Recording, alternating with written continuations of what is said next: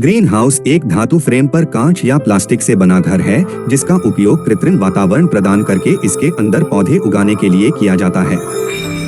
कांच और प्लास्टिक छोटी लहरों को पारित करने की अनुमति देते हैं, लेकिन वे लंबी लहरों को उनके माध्यम से पारित करने की अनुमति नहीं देते हैं। जब सूर्य की छोटी तरंगें ग्रीन हाउस में प्रवेश करती हैं, तो यह पृथ्वी की सतह पर प्रहार करने के बाद उन्हें अवरक्त विकिरण या लंबी लहरों में बदल देती है।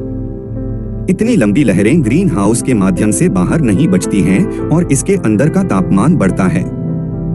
इस प्रकार एक ग्रीन हाउस कृषि के लिए एक नियंत्रित वातावरण का एक रूप है, क्योंकि तापमान, प्रकाश, नमी, मिट्टी और पौधों के विकास के लिए आवश्यक अन्य स्थितियों को इसमें विनियमित किया जा सकता है।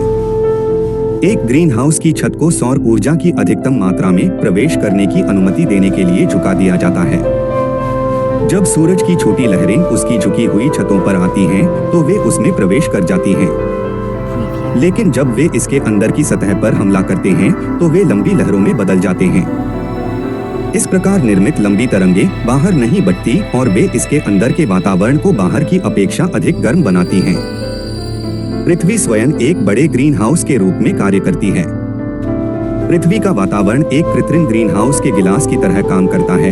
यही है कि यह छोटी लहरों को इसके माध्यम से पारित करने की अनुमति देता है।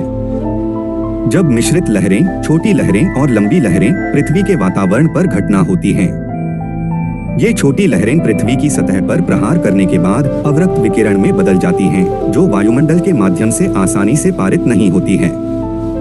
जल वाष्प, धूल, sulphur dioxide, hydrofluorocarbon, sulphur hexafluoride, carbon dioxide, carbon monoxide, methane कण आदि जैसे ग्रीन हाउस गैस अवरक्त विकिरण के लगभग 37.33% को अवशोषित करते हैं।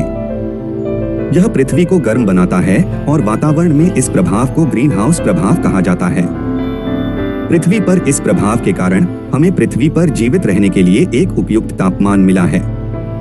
इस प्रकार ग्रीन हाउस प्रभाव फायदेमंद है। वातावरण की इस संपत्ति के कारण पृथ्वी भी एक प्राकृतिक ग्रीन हाउस के रूप में काम करती है।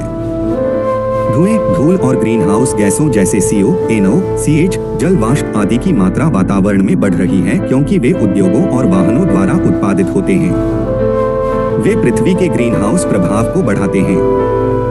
ग्रीन हाउस प्रभाव के कारण वातावरण द्वारा गर्मी अधिक से अधिक संग्रहित होती है।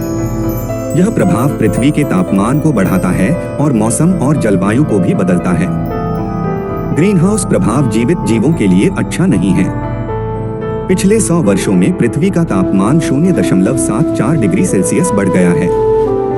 इस तरह 1977 ईस्वी से 1994 ईस्वी तक पृथ्वी का तापमान औसत पर प्रति वर्ष 0.06 डिग्री सेल्सियस की दर से बढ़ गया है।